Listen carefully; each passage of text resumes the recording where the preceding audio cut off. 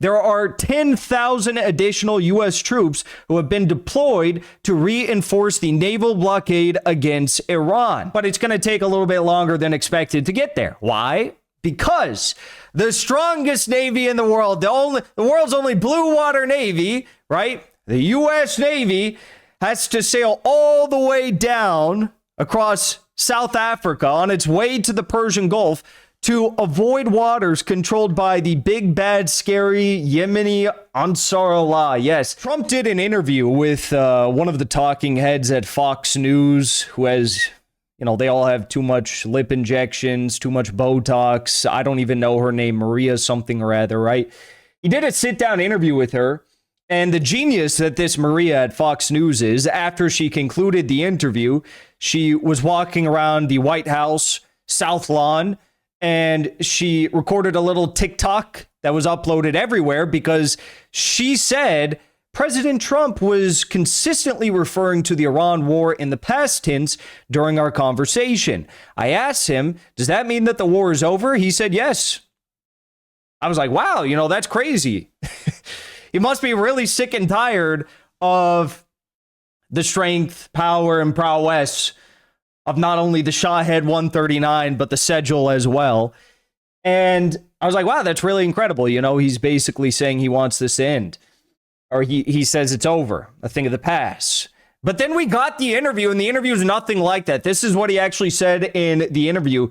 He said, it's not over, it's close to over. And he looks away from, he breaks eye contact when he says that. So take a listen. I had to divert because if I didn't do that, right now you would have Iran with a nuclear weapon. And if they had a nuclear weapon, you would be calling everybody over there, sir. And you don't want to do that. Well, you keep saying was. Is this war over? I think it's close to over, yeah. I view it as very close to over. You know what? Close to over, and yes, it's over. I don't mean to be a stickler here, but when we're talking about a war of this magnitude at a point in time when, okay, the reports are claiming that 80% of the negotiations had been completed and then the U.S. started making the maximalist demands, but we all saw the maximalist demands. Israeli media reported it, Iranian media reported it, U.S. media reported it. We even had Iranian officials confirm that the maximalist demands that the U.S. was making were exactly the same as the demands that they had pre-war.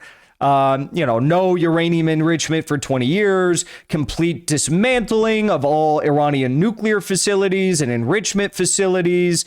They need to, if I'm not mistaken, they were also talking about the ballistic missile program. They were talking about ending support to Iranian proxies.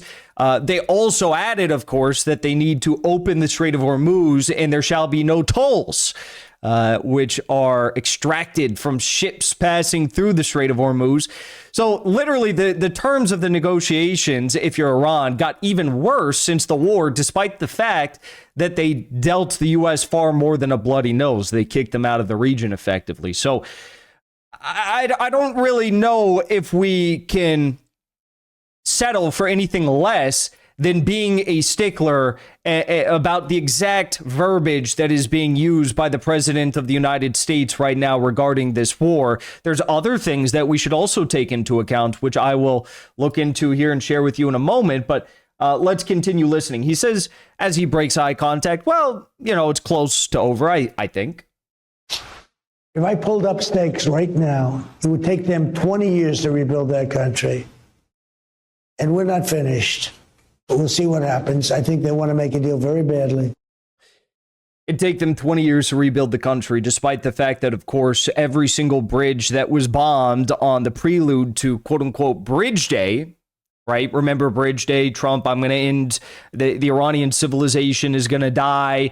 Well, on the day prior to what was supposed to be Bridge Day and civilization ending day, they did bomb a few bridges, and within 48 to 72 hours, each of the bridges had already been rebuilt. And it's not because these were small attacks, these were small bridges, like they were bridges with railway for the most part. I mean, Iran is an industrious society.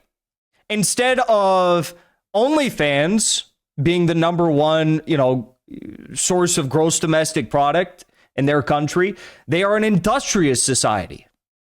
Instead of whatever it is, 20 to 40% of their nation being hooked on addictive drugs, right? On amphetamines or something.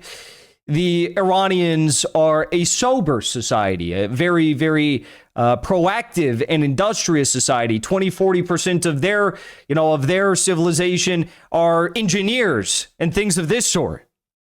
So while the U.S. can't even rebuild the Francis Scott Key Bridge 2 years after it was collapsed when an Indian oil tanker rammed into in the middle of the riverway, they're saying it's going to take an additional 6 years now, I believe. Iran rebuilt all their bridges already. Now, we also had this news over the past 24 hours. It was reported that on the 10th of April, so a few days ago, a U.S. Navy MQ-4 Triton ISR surveillance drone went down over the Persian Gulf. Now, this is a $238 million drone that is operated by the U.S. Navy. It has since been confirmed that Iran was the one who downed this $238 million drone as it was surveilling Iranian waters and probably the Iranian coastline very, very deep near Iranian soil in the Persian Gulf.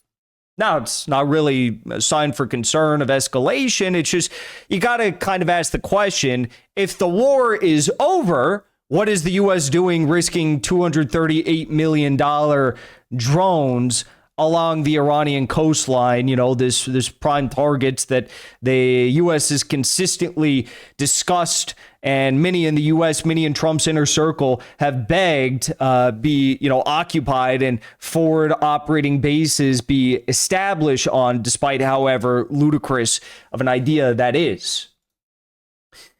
ABC News has reported that 399 American soldiers have been injured in the war with Iran thus far.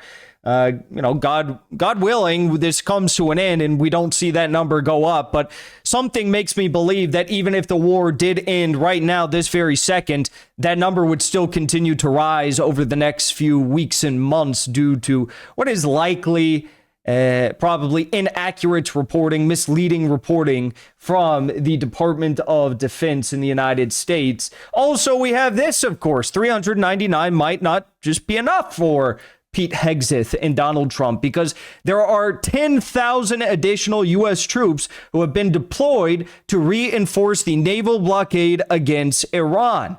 Of course, 6,000 of those troops are sailing en route on the USS George H.W. Bush, and about 4,200 of the other troops are sailing on the Boxer Amphibious Ready Group strike group. So about over 10,000 troops are now headed to the region. Seems like a lot of troops for something that the U.S. has already managed to carry out. I mean, from what we've seen, there's been misreporting, but from what we've seen, the U.S. has turned away dozens of ships already trying to exit into international waters, into the Gulf of Oman.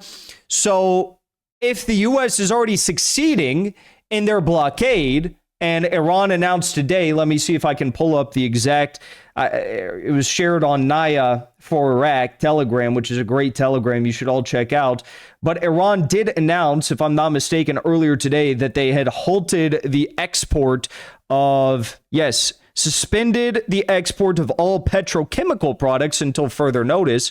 So the question has to be asked, if the U.S. is already succeeding with their blockade, why on earth do they need another 10,000 troops just to reinforce the blockade? Something smells a little bit off here, if you ask me.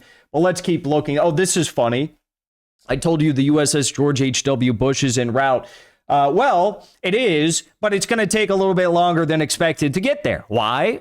because the strongest navy in the world, the world's only blue water navy, right? The U.S. Navy has to sail all the way down across South Africa on its way to the Persian Gulf to avoid waters controlled by the big, bad, scary Yemeni Ansarullah. Yes, instead of taking what would be a very simple route, okay, through the Mediterranean and then down here across all the way through the Red Sea, right?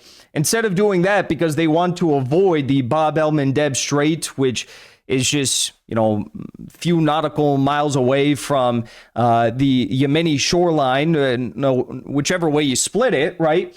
They are sailing all the way down across Africa, below Africa. Operation Epstein's Fury literally is so terrified of Yemen's Ansarullah that they're sailing all the way down past South Africa just to avoid Yemen, right? World's strongest navy.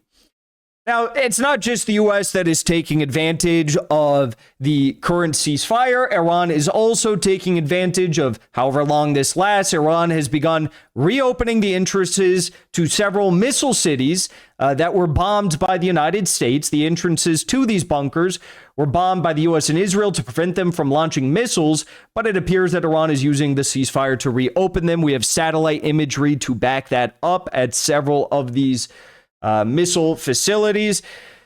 Clearly, the bombings of these missile facilities did not stop Iran one bit during the war. So one can only imagine how much more powerful and how much longer they could operate if, in fact, they get these fully cleared out and the U.S. doesn't have as much of a capacity anymore to use these long-range missiles, standoff munitions firing from afar toward these underground missile cities, these bunkers, and Iran can actually utilize these in another potential round of war.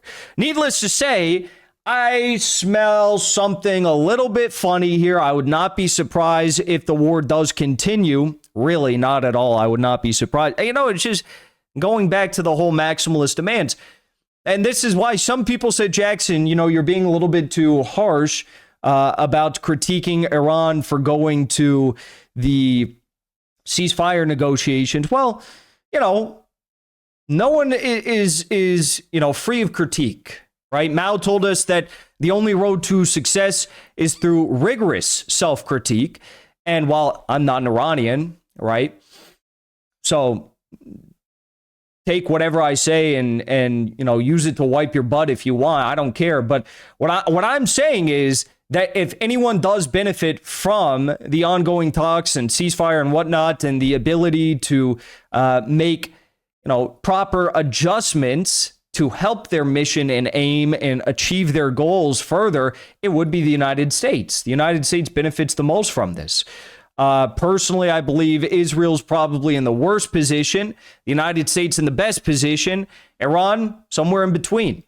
Now, a lot of people, and I said this, Iran goes to the negotiations to prove to their partners, Russia, China, maybe who are putting pressure on them to show that, hey, look, we're not the bad guys here. We're willing to talk. We're willing to be pragmatic. Okay, but why continue? If these maximalist demands are so insane, so ludicrous, straight from the mouth of Jared Kushner after he got done on his hands and knees in front of Benjamin Netanyahu, then why entertain it any further? I don't know.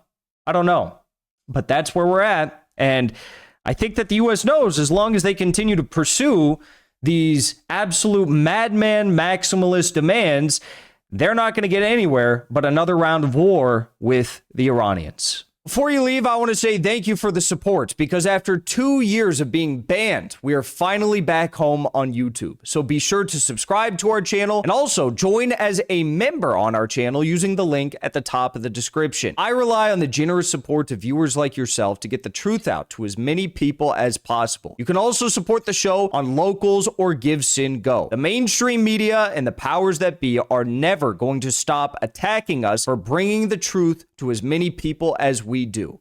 Thank you so much for your support.